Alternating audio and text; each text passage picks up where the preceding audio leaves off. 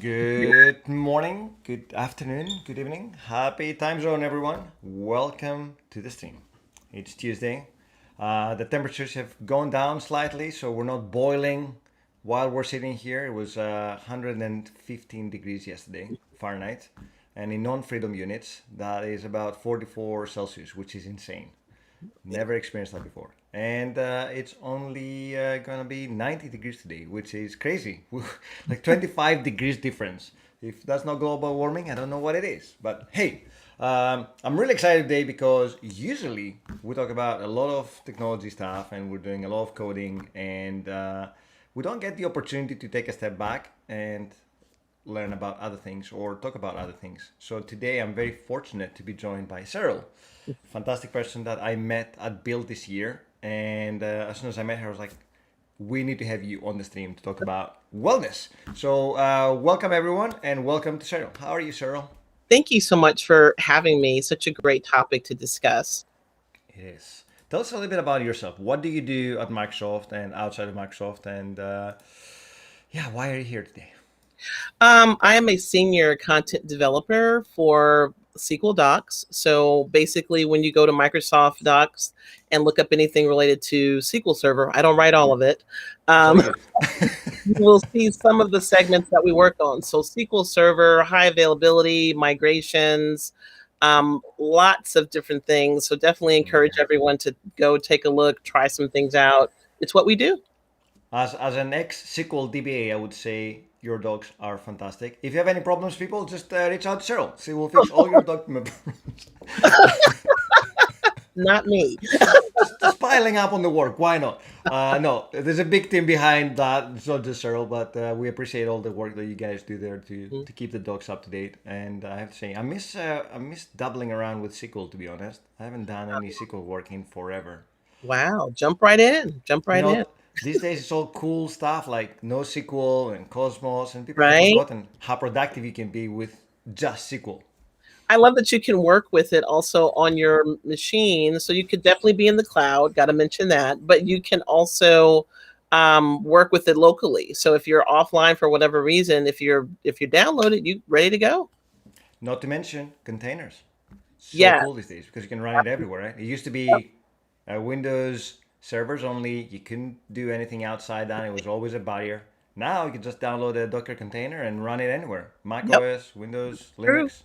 True. Yep. But we're not here to talk about technology today, are we? Oh, no. No. I mean, we could, Oh, but certainly. I mean, maybe we should get you back to do some SQL stuff next time, you know? Oh, I'd love to do that. I love the knowledge transfer and the sharing. It's great. Yes, and I was pretty excited because recently we added only Azure AD support for Azure SQL, which was a major ask. Yeah. And since I work for Identity, it's been like, yes, finally, which means that managed identities and everything else is supported. But wellness. Yeah. Um, uh, I think everyone has had a very interesting, hard year, and Yes. wellness has seen more limelight than ever before. Is that true? Absolutely. I think we were thrusted into a space that none of us was actually prepared to enter. I mean, it was abrupt, it was sudden, and we had to pivot, feels like an understatement. We had to move quickly with a very limited amount of time. So, no prep work, no real warning. I mean, obviously, we watched the news, we saw the numbers go up, but when that first closure came, I think it hit everyone pretty hard. I agree. And apparently, there's more closures coming. I heard Australia just went into another lockdown, which is insane. Yeah, it's interesting because sometimes when we live in a certain part of the world, we kind of get that bubble complex where it's like, oh, so everything is opening up, people are out. California marked June 15th as they reduced all of the, I call it the color coded kind of Skittles levels of orange and red. And I don't know, it's like, is it Skittles, M&Ms? Couldn't quite tell. And Traffic so light?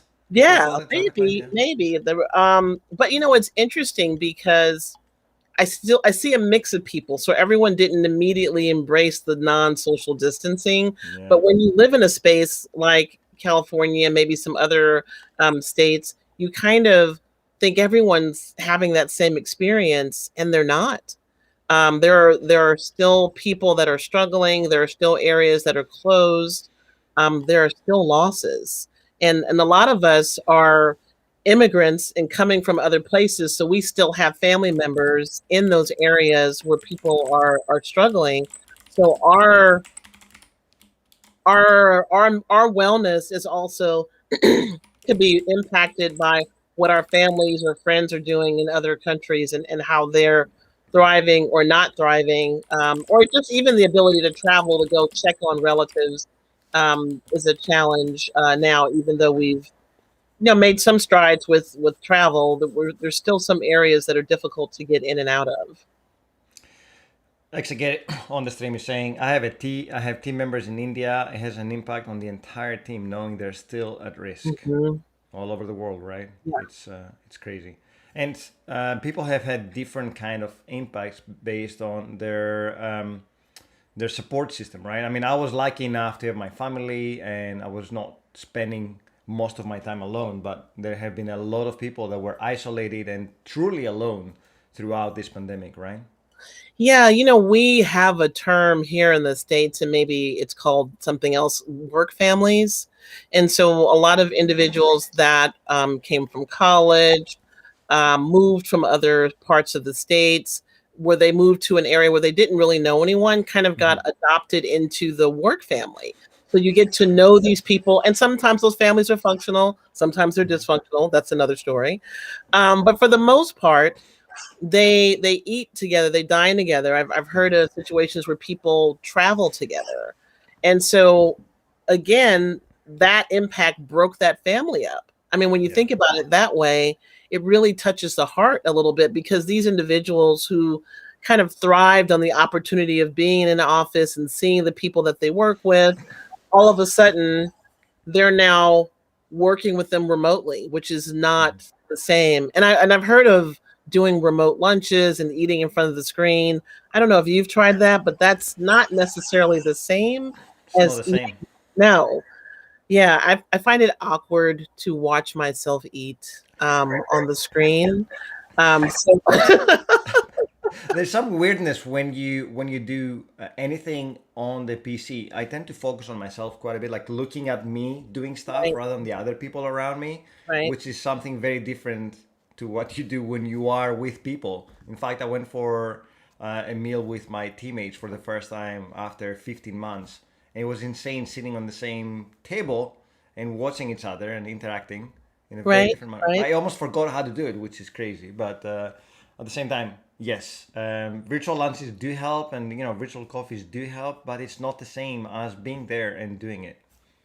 I would agree. I think that we had to make a big leap into this Mhm. virtual camera on space that we weren't doing before. I mean, when we meet in person, it's, obviously some of us, so I'm in California, so I'm not local to Redmond. So this is basically how it's always been for me, Yeah. except the meetings that I was often invited into were kind of a mix of people in person and on a Teams call. And so that wasn't necessarily ideal either, because sometimes the local room would get so busy with conversation they wouldn't necessarily hear the person on the call. So I think we've learned to adjust to that, and we've learned to be more inclusive of everyone, because we didn't have a choice. We're all on the call. We have mixtures of cameras on, cameras off.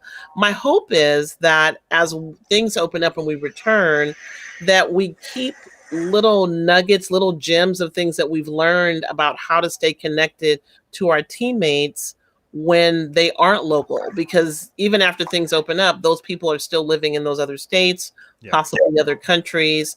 How do we stay connected with them as everyone is moving at different rates of openness and getting back together? That's going to be key, I think, this year as we move forward. There have been some positives and some negatives. I believe that the pandemic has really highlighted the need for being more remote aware. There are people, there have been people, even at Microsoft, that have been remote for a while, but they always struggle with being seen and being part of the team. Whereas now that everyone has gone remote, it has highlighted quite a few of the challenges that these people were facing before, and hopefully now everyone is more aware of their teammates. Now my team is fully remote, so I haven't even met JP that we've been working together for 15 months. It's insane. Right. So and I've only seen my manager once personally, or twice, once before joining the team and once on the first day of the team. So everyone's remote, and we were always aware of that. But I know that other teams have never done it. So hopefully this highlighted that. The other thing that it highlighted that people can be super productive being remote, and Yeah. hopefully there will be more flexibility from having to be at the office 24/7, not 24/7, 5 days a week from 9 to 5 or whatever your schedule is. And also the fact that working remote allows people to be more flexible with work-life balance. Like Right. I can work a few hours in the morning, take some time off to look after the kids, then spend dinner with them, and then maybe work later at night if I choose to do so. So Right. flexibility. But on the other side, it brought a whole heap of challenges to people. Like I've done a lot of work remotely. I was in the field in the past, so I was traveling a lot. So a lot of isolation, a lot of working on my own. And so I was used to working from home. In fact, Mhm. I loved it being back at home because it meant I didn't have to travel or do anything else. But Right. there were a lot of people that had never done it. They were always at the office. They were working there. So for them was a big challenge. And I think that presented, I mean, on top of everything else, on top of the Mhm. isolation, on top of the the Yeah. COVID stuff and the danger of health, it also brought other mental challenges for them because they've never done it. They've never been able to work at home. They didn't have the setup. Everybody was struggling. That's why we didn't have any webcams available for the first 6 months because everybody had to go and buy them. Right. Right. I think one of the interesting things, because you brought up a couple of good points about the work-life balance. The challenge, I think, with being remote is that we lost the balance for a little bit. Because Mm-hmm. individuals were, we worked remotely, and for us, like you said, I've worked remotely for quite some time, but I still felt even more locked down because some of the ways that I worked remotely were eliminated. So sometimes I would pack up my laptop and go sit like in a little coffee house, or I would sit out at a park, or I would go to a different location, put my headphones on. One of my favorite places to go to was a library, large tables, big books. You can grab a beverage. You can on your, if you take a break, you can walk around and look at different things. That was one of the first things that closed. Those public meeting areas like libraries, they tried to keep parks open, but I don't know about your area, but in people were doing too much gathering, so they started shutting parks down.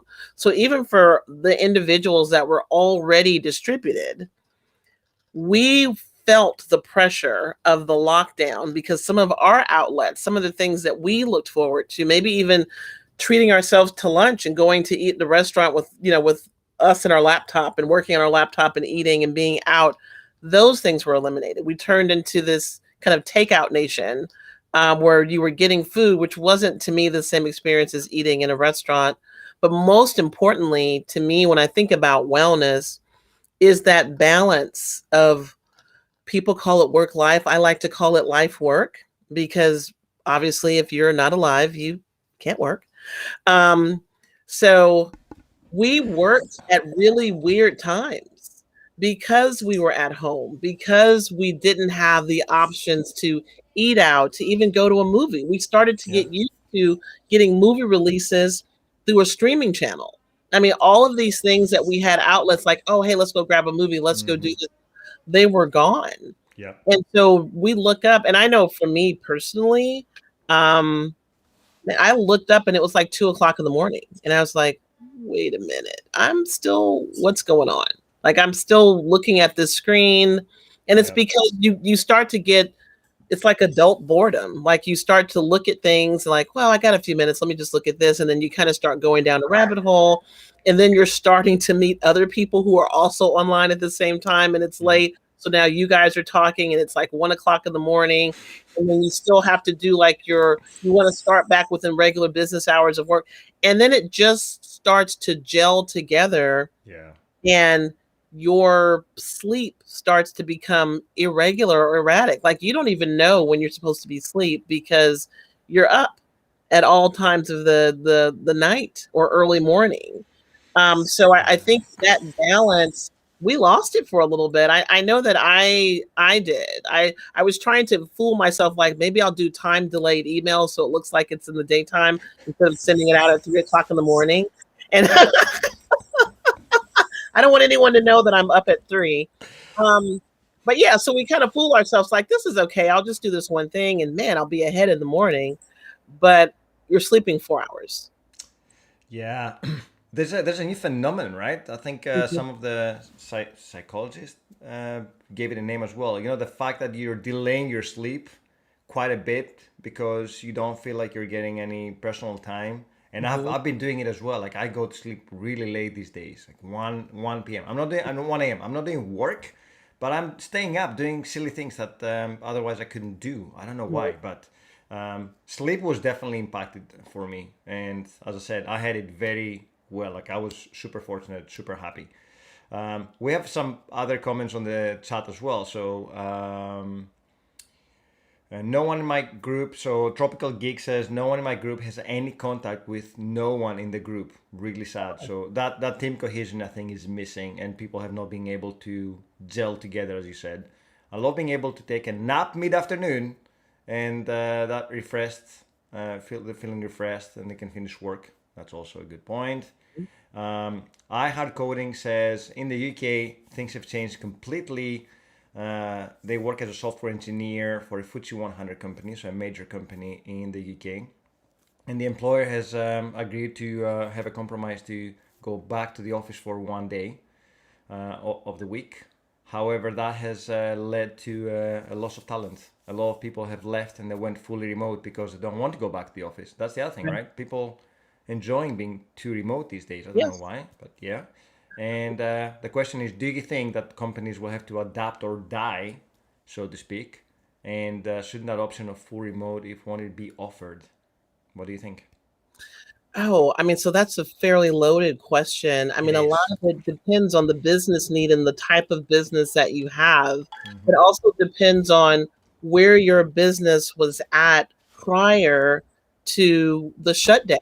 If you were already in a space where you were operating online, then I think the pivot of moving into that space probably wasn't difficult. But if you weren't and your business was dependent on people in the office or some level of customer interfacing, like if you were in sales, like to me, sales must have been challenging because you're not going out and meeting individuals. I Mm-hmm. think that that's a challenge. Um, the bigger challenge is really management, because if management doesn't realize that not only are they managing the business, but they're also managing people, it becomes unfortunate for everyone because you have to understand the dynamics of what people have went through. There are Mm-hmm. some individuals that have fully embraced, after some painful beginnings, being remote. They like seeing their families. I talked to someone a week ago who said to go to work was a 2 hour commute each way. The traffic, I guess, in certain parts of Redmond is bad. I experienced a little bit of it when I was there, and I was like, "Wow, I don't know if I could do this every day." But um, so, if someone said, "I'm eliminating your almost 3 to 4 hour commute a day, and you can work from home," I could see that as a yeah. I think I'm going to work from home. I think what businesses need to embrace is just the ability to choose. Yeah. I think if people want to be able to come in and it's safe enough to do so, I would hope that businesses would consider that, but also consider the individuals that are like, you know what, I'm okay here. Mm-hmm. And I can work here and I can be productive. And you've seen the results. I think we have enough because we're very data oriented, right? So Yeah. I think we have enough data to see that people can be productive from home. And trusted, right? Yeah. I think that it was a major issue for many teams and many companies that the trust that employees will be able to work remotely and be productive and not sit like playing Xbox games. But you know what? At the same time, I always felt that as a developer, and I speak as a developer, if I were to complete my tasks at the allotted time, do you really care if I'm watching YouTube videos for 4 hours? Because I had this conversation very early, I don't know, maybe 2013. I was going for a consultancy role, and I asked, "Hey, do you guys allow remote work?" And the manager like looked me at the eyes and said, "No, we want our employees to be, sitting on their desks."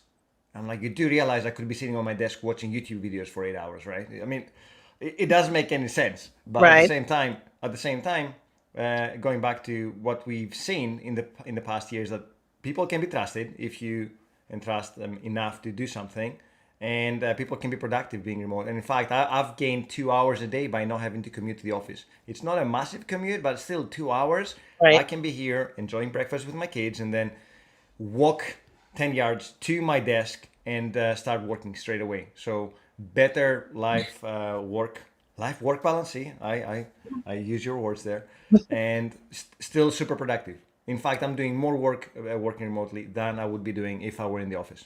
Right. So I wanted to go circle back into the challenges, right? So we're looking at the positive things because people are happy with moving remote, but we know that a lot of people have struggled and they're still struggling. Right. Is there anything that we can do to like? Are there any solutions out there? Are there any groups or support teams or anything else that we can do for these people? Well, there's quite a few. I want to also mention, just being realistic with the times that we live in, Mm-hmm. that everyone doesn't have an ideal home life.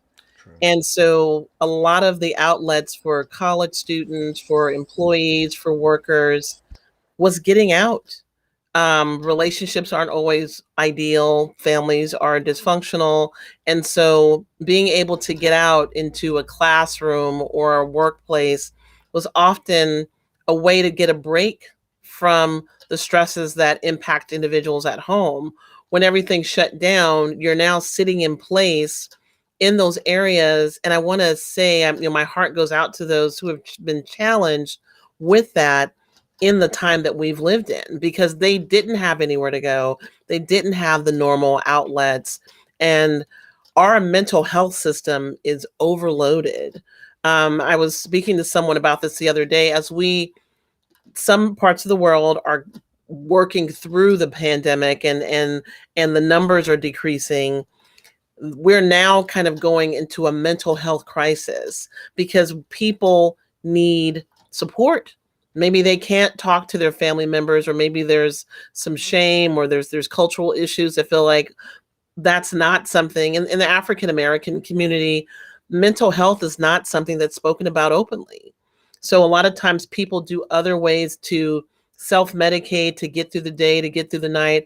I had a neighbor that talked about drinking various beverages just to kind of make it through.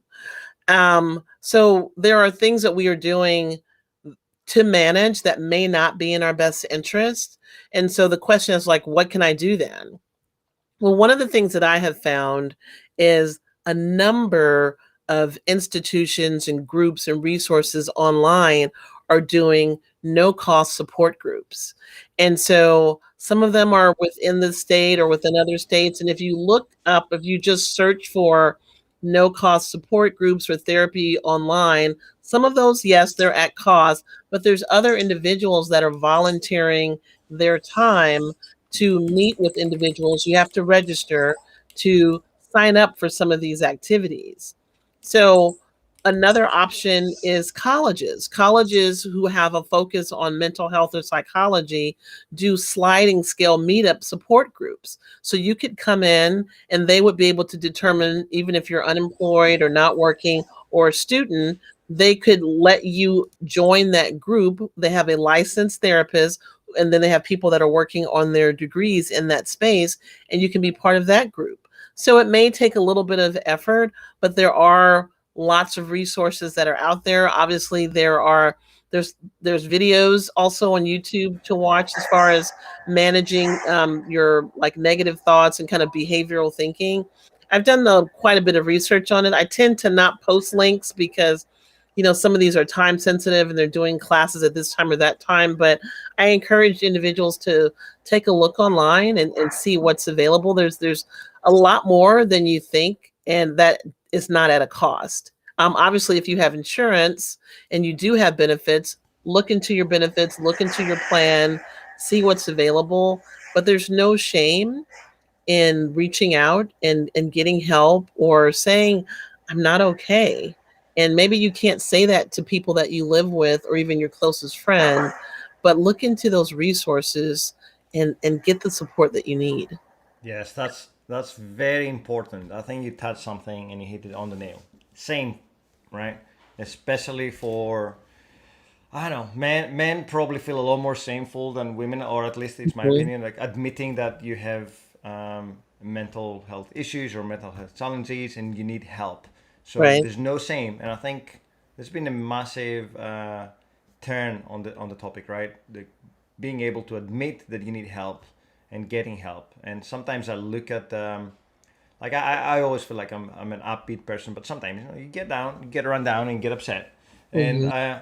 I looked at the different symptoms. You might struggle from depression or anxiety. You might not even know it because you don't have the typical symptoms. You might be irritated, or I mean, I'm not a specialist, so I can't really say. But sometimes I look at them and like, maybe I need to take maybe I'm overburn, or maybe I need to take some time off to relax a little bit because I'm starting to show some of the symptoms. So not having the same to admit it, and being able to go out and talk to people. I mean, maybe as you said, not your family, but someone like a specialist could Hmm. help you with the struggle. I think self-awareness is what you're touching on, knowing that if you don't get enough sleep or maybe even have a good meal, Hmm. that your whole attitude and how you engage with people may be a little bit different. And I often think that it's important to be open to that feedback. If someone asks you like, "Hey, are you okay?" Like before you are so quick to defend yourself to say that I am okay, maybe sit with that for a moment and think, huh, like what is like maybe be curious and say, well, Hmm. why would you ask that? Like what's going on? And really listen without judgment about what that person is telling you. Like, oh, in that meeting it felt like you cut so and so off, or you were talking so much, no one else got an opportunity to say anything. That may not be related to mental health. That might be because you wanted to make sure you got your point out. But getting perspective from people that know you. So Hmm. if you work with someone and you regularly engage with someone and that person comes to you and says, "Hey, are you okay?" I would probably put more weight on that than someone who I've not met and that was our first interaction. Like I Right. don't know you, you don't know me, maybe this is just how I am. It's not sitting well with you. We can talk about that, but it may not be bigger than that. I think the other thing to keep in mind is we all have boundaries. And just because someone asks if you're okay, don't feel the sense of obligation to drop your entire life story out to them. Generally, that's not what they're looking for. But if you do feel the need to do that expression, then find a trusted person that you can do that with if you feel like you need to do that. But everyone isn't owed an explanation. I mean, I think you can listen to the feedback and say, I appreciate you sharing that and bringing that to my attention. And maybe go take that and talk to, what, I was in this meeting and someone came to me and said this. I'm talking to you. What do you think? Am I sounding like that? Have you noticed something? Sometimes even talking to a close friend and you're giving them the permission to please tell me feedback about me, Hmm. let them know that, oh, okay, yeah, I had noticed that this and that was going on. Because we're often hesitant to share that, right? We care about our friends, we care about our family. Sometimes we are an endless supply of excuses for, oh, they're just like this, they're just like that. But if you're noticing a pattern with someone that maybe they do seem a little bit too direct, they're cutting people off, they constantly feel like I am in a bad mood, maybe you find a way to kind of broach the subject and not to accuse them because we don't want to accuse people. That's a quick way to put people off very quickly. But really just engage them. Just have a regular conversation like, hey, how are things going? One other thing that I like to do, and I mentioned this in a talk that I gave about asking twice. And someone's like, why do I have to ask someone twice? I said, because when people say, how are you? People use that as hello. Yeah. So let's say, how are you? And then I start talking about whatever it is that I need, or I start talking about something else. But when I ask you again, that's almost like a trigger to say, I'm sincerely interested in how you're doing. Yeah. I'm not just saying hello. And maybe I share a little bit. Maybe I put something on that plate as well to let you know that I'm interested. Like, man, I've really been struggling with X and it's been hard. How about you? So now you're giving them the space to share because you've shared. Um, it depends on people and personalities. Obviously, I don't have a solution or an idea for everyone. And Yeah. sometimes people don't want to talk. I mean, and that's totally their choice as well. I mean, I wish them well and I hope that they're getting the help that they need. But we do run into individuals that don't want to share, that don't want to acknowledge that there's an issue or that there's a problem. We don't want that to become our problem either, because a lot of times we own that now. Yeah. Like, oh, that person has a problem. I now need to go fix them. Or I need to go fix it. That's an exhausting process to do. So we want to avoid that. We are all individuals with choices to either seek to get help or not to get help. And it's sad to hear when people don't, but it's also their choice. And we need to respect that. True. So the one thing that we can do is being open to listen to people, right? Or give them an opportunity to share if they want to share. And then if they don't want to share, we don't really want to pressure them into sharing because not everyone is ready to talk to us about their problems. Right. So what happens if you actually invite everyone to start talking to you, and then you become the soundboard? Everyone comes to you with their problems. Well, interesting that you should say that. So I've done this talk several times internally, Hmm. and so I love to get the feedback. I love to hear people share their experiences. I'm going to say so far it's been balanced. Yes, Okay, they come to you. Everyone's yes, come to you I after have. the session. I loved it, Cheryl. I have so many things to say, right?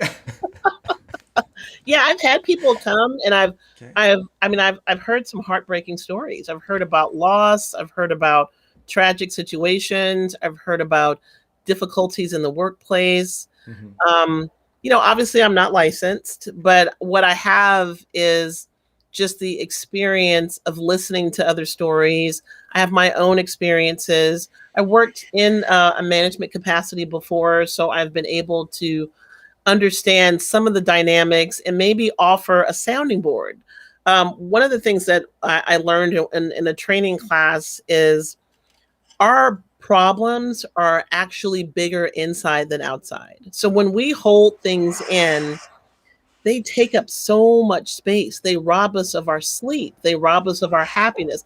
They impact our digestive system. We're either eating too much or not enough or not eating at all, or everything that we eat makes us feel sick.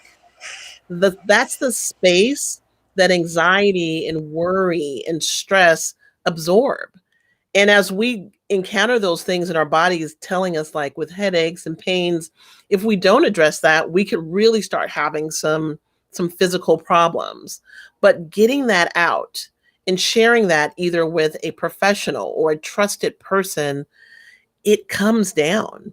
And I told someone that, like, no, that doesn't happen. And I was like, I can assure you, when you talk about something, even though it's difficult, the intensity of it does not feel as much as when you held it in and only heard your own voice. It's an experience that you have to have. For the people that think, oh no, that doesn't happen, I'm like, try it. Talk to someone that is sincerely interested in you. That's key. And share something that's been weighing on you.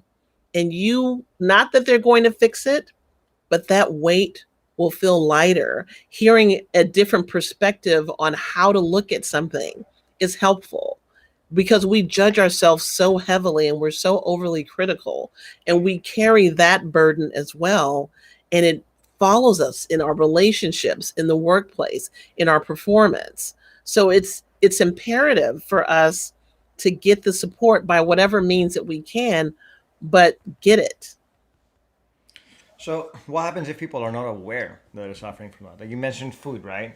Could be a problem, like eating too much or not eating enough. But if you are in the problem, if you're living it, then sometimes it's very hard to be aware that you are having a problem. So how do you approach that? Well, one of the things that I found that was informative is, and this is something that we learned when we were in elementary school, And it's very, and you would think as you get older it's easier, but it's not, because we get busier and life gets more complicated. Is just sitting still, just sitting with yourself, not with your phone, not with your laptop, and in a quiet space, not distracted by anything. Sit with yourself and just ask, how am I doing? How am I sleeping right now? How am I eating? Am I feeling connected to people? And just allow yourself, without judgment, without an audience, because this is just something that you're asking yourself. And most importantly, what do I need? When you sit with those type of questions and ask yourself that, you're checking in, you're forcing yourself to be self-aware. You can't do that while you're on the phone, working on the computer, checking messages, typing, watching a video, because those are all they're also distractions. But when you sit with yourself and listen to the point where it's so quiet you can hear yourself breathing, you allow that information to come to you. And maybe you don't know how to get what you need, but you will know what you need. And you will, oh man, I need to eat, or I'm having this headache. And yeah, we could take something for the headache, but what is that headache coming from? What's causing me this pain that I'm feeling right now? Maybe I talked to someone who went through a series of losses in very short periods of time in succession. And they continue to kind of move through that. And I encourage them, I'm like, at some point, you have to sit with that loss. Mm-hmm. Because as you continue to move through, you're not really dealing with that. It's part of that acceptance without judgment. This isn't about what's good or a bad way to feel.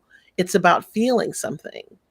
And the next question I've got, like, I don't have any idea how to do that. So I don't know how to do that. I'm super busy. So there are apps and there are tools that allow us to do that. We could listen to music, like instrumental music that we find relaxing, but without words. There are apps like Headspace or Calm. There's a bunch of other ones that are out there that kind of get us to kind of sit in a place, manage our breathing. And there are free services as well. I don't want to always promote the things that are at cost, but self-awareness is key to understanding what you need. That's the takeaway. That's a very good point. I think you touched on something that we as a modern society suffer a lot. The ability to push everything aside and spend some time with yourself. I struggle with that as well. I need to force myself in doing some mindfulness exercises and spending time with myself, because I'm always into one project, or my thoughts are racing into doing things, and it doesn't allow me to take some time to think about how I'm doing and where I'm doing. Like, I have things I need to do, if that's exercise or eating or chasing the kids or doing stuff, mm-hmm. that come the end of the night, I'm so exhausted I don't have enough time to sit back and do that. So I think we need to force ourselves into taking time off during the day, even 10-15 minutes, to sit back and saying, how is my day going? How am I feeling? Am I doing okay? What do I need? And if it's a nap, if it's talking to someone, if it's eating, then take your time and do it. And I'm trying to get better at that. Like, I have an app that keeps like a diary every day, and every day I'm like, I need to do more mindfulness. I need to spend more time with myself. Mm-hmm. So yeah, that's very important. Being able to sit back and review how your life is going. Yeah, I was also thinking along what you just said, if it's not something that naturally comes to you, use the technology that we carry around and put some reminders out. I read something one time about create a meeting with yourself. Create some time where it's just you. And, as we get busy and we're doing all these things during the day, you'll hear that alert and be like, wait, what meeting do I need to go to? I'm like, oh, it's for me. This time is for me. focus time, any time that you need, and guard that time. Because a lot of times we do that and then other things creep in and we realize like, wait, that was supposed to be about me, but I took that call, it was longer. I checked this email, now I'm in a dialogue with someone, I'm chatting with someone through Teams or Slack or what have you. So part of that is really protecting that time. If you say that you're going to dedicate 10 minutes or 15 minutes to yourself, honor yourself enough to keep that time.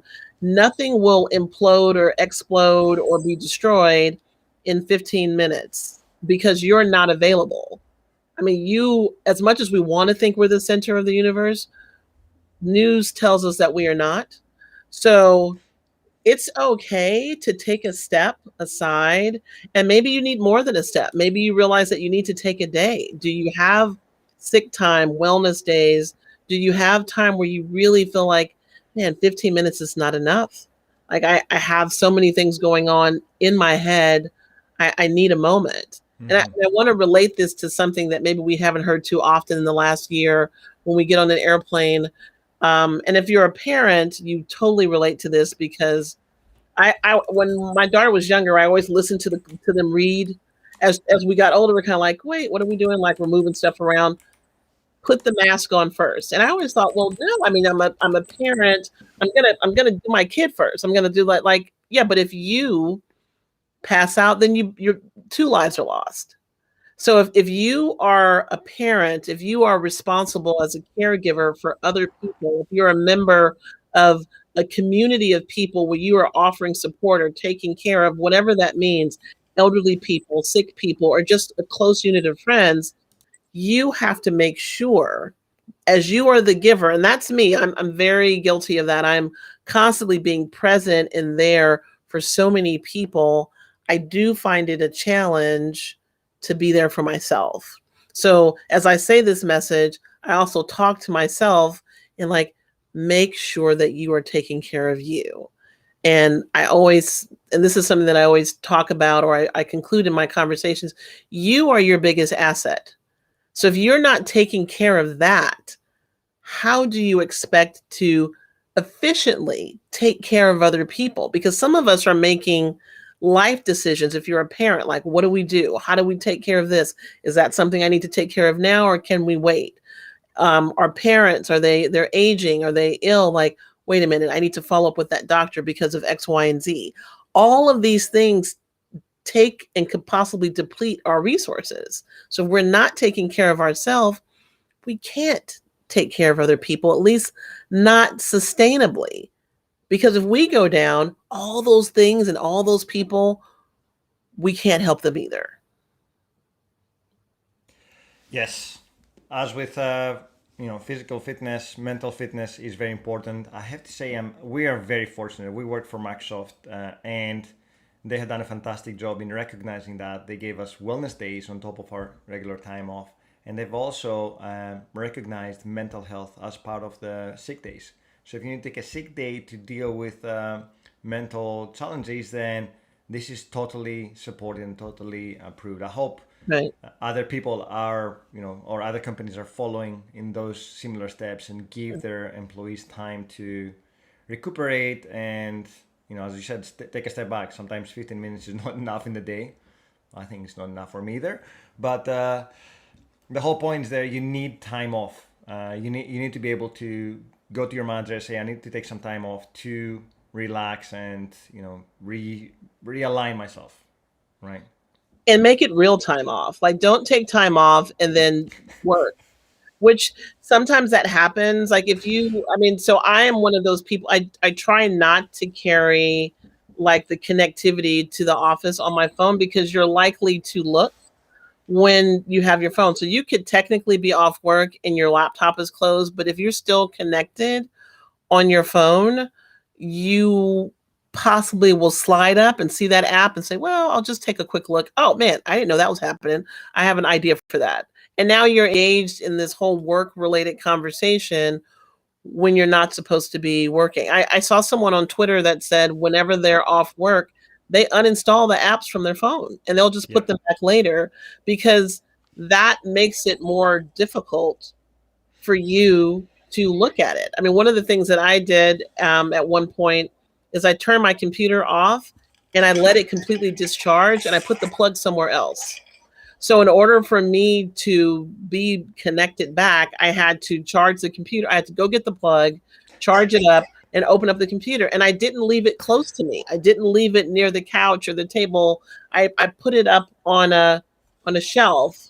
So there was a process, a thoughtful process that I needed to do to say I am now engaged in work. Now, if you ask me if I've done that in the last year, I would tell you no, but being completely honest. But in the past, I've done that, and it's been wow. I mean, it's been a complete disconnect where you're not looking at it and you don't have access to it. So if you have the ability to do that, I would try it. If you're taking a day off, maybe you don't want to uninstall things, and that's fine, but don't look at it and don't engage. People will be okay if you don't reply to an email in a day. Yes. So we have a few people on the Microsoft Developer channel. Thanks everyone for joining. Parzival, Fusto, slightly stressed today, so they joined the stream to see what they can learn. Thanks for joining us. Exegate says they have a personal hack. They use an old phone with just a SIM card. So no work profile or emails or whatever, just an old phone. I have a hack. I have a phone that is not connected to work, and therefore I cannot get emails or Teams or anything else. Right. I would say that's actually worked great for me. It was a conscious decision when I got my new phone. I said I'm not going to do that. I've also done the mistake of going on holiday and take my work laptop with me, and therefore I was checking emails regularly, and my wife was not happy about that. But I always have the fear of coming back and having like 150,000 emails waiting on my mailbox and then spending 2 days doing that. But then again, the last time I took a holiday, I thought to myself, everyone else is doing it. There's no expectation of you coming back and not having, usually everybody spends a day or two catching up on email after the holiday. It's an expectation. So why not me? Why don't I join that same expectation and do the same thing? With regards to being stressed, one thing that has really helped me in the past, and we have a fantastic course at Microsoft called High Performance kind of thing. I can't remember, and it's with a very good leading psychologist in the U.S. that leads the course. And what I learned there, one thing I took out of that was the inner circle and the wider circle. There are things that you can affect and things that you can change. This is your inner circle, right? Mm-hmm. Anything that you do affects your mental health. Like, if I'm going to eat, if I'm going to work out, if I'm going to respond to emails, this is something I can impact and affect. I cannot change global warming. I cannot change how people are driving around. I shouldn't be stressing about things I cannot control or I cannot change.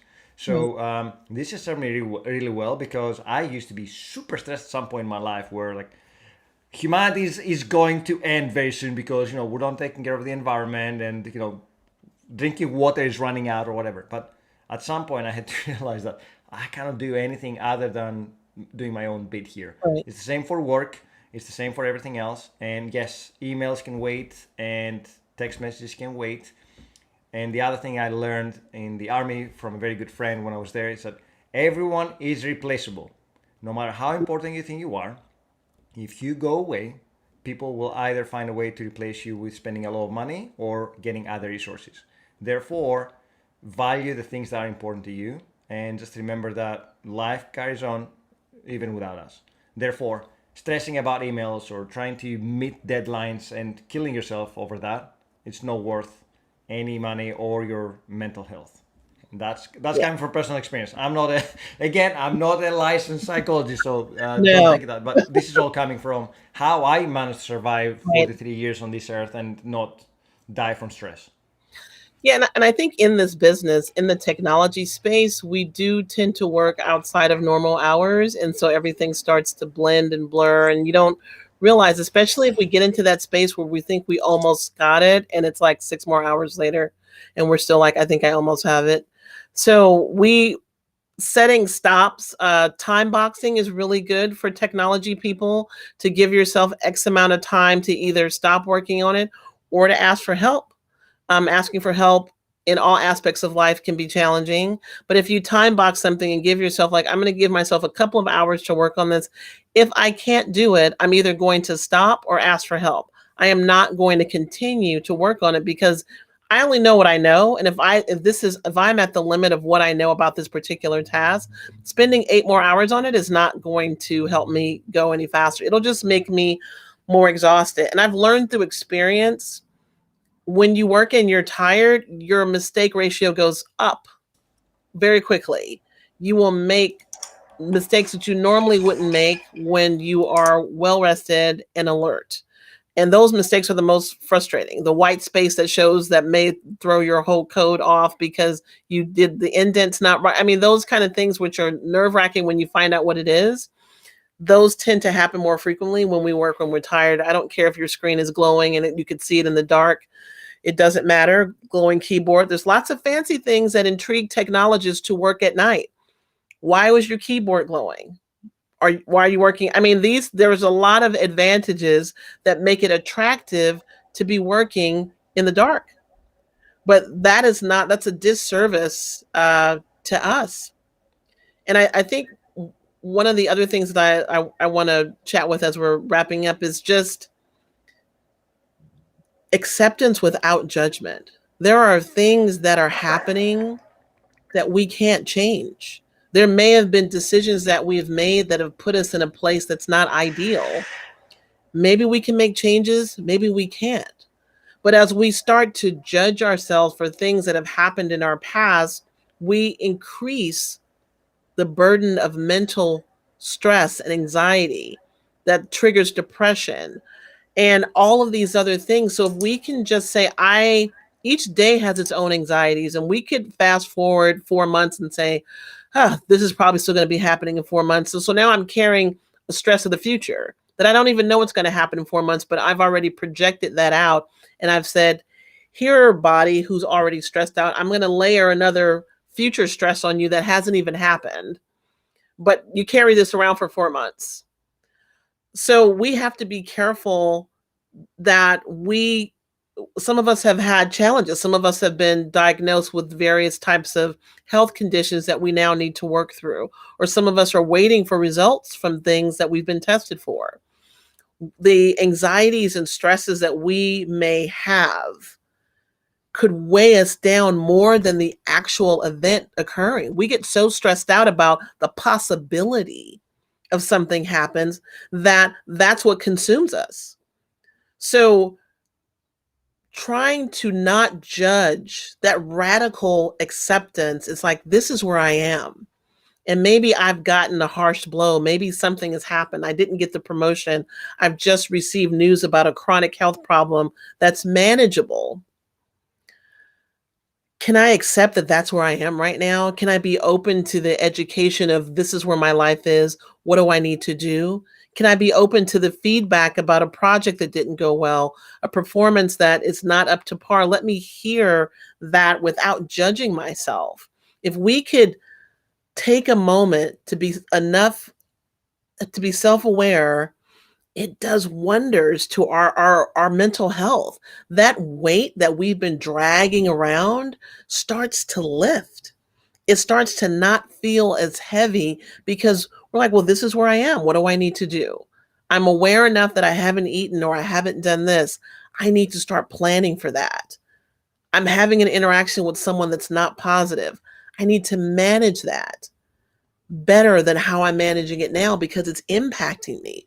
Really do that inventory and say, what are the things that are bothering me that I can change? And what are the things that I need to manage and accept where they are? It's an interesting conversation, but very important that we have it with ourselves because it contributes to our overall wellness. Yes, I feel seen. Also, do you have any webcams in here? Because my keyboard is glowing like crazy, and I feel that I think you were talking to me. I can't lift it up because I don't have enough cable there. But you're right. Sorry, taking from the importance of what you said at the moment, just to make a joke. But I would say people on the stream have found this extremely useful. The fact that we're not stressing just for things in the past, but also for things to come in the future, and the fact that we need to give ourselves enough time to do it without judgment and fear of failure. I think fear of failure has been imposed to us for many years, and it's taking a toll. Finding an environment that you can be, happy even with failure is very important. I hope everyone finds it in their life, both at work and at life, in home. Super important. So we have 2 minutes. Anything that you want to leave us with? Next steps? What should people be looking at? All yours. Wow, 2 minutes. Let's see. I think No pressure. It can be I 3 minutes. It can be four. I mean, we don't have to finish at 9. If you have more time, we can stick around. But I know I you're a busy person. I think the most important thing is self-awareness and recognizing what you need. If you're in a difficult situation, personally or professionally, what what do you need to manage that? I actually found through LinkedIn, I find a lot of people doing pro bono work. There are mentoring groups that are just looking for people to mentee so that you can just register and talk to someone in that space. Are you looking to pivot from job A to job B? Are you looking to have a sounding board of I'm having these issues, I need to talk to someone about it, but not in my space? Like look for those opportunities within your organization, outside of your organization. There's tons of Slack groups, community groups. Self aware is really about taking time. And I encourage everyone take time today and ask yourself, what do I need? And really listen. Maybe you feel like I could never do that. Write it down. Write it down what you need and then try to figure out, well, maybe I can't get that, but what can I get that will help me in that space? And we've heard this many times before. As we think about what we need, let's also take a moment and focus on what we have. Focus on the people that are in our lives that do care about us.